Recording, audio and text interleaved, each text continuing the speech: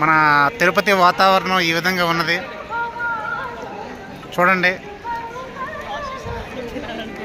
Excellent climate, beautiful climate. తీయండి sir. Climate చూస్తుంటే ఎలా ఉంది తిరుపతి వాతావరణం? ఆహా, వినసొంపుగా, ఆహా, కన్నులు విందుగా, ఆహా, ఏమంటే చూడండి ఈ ఆనందం మనకి ఎప్పుడు తెలియాలి. ఆ సార్కి ఇప్పుడు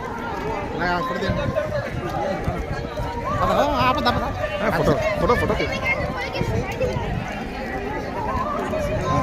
మీకు ఫోటో తెలియండి.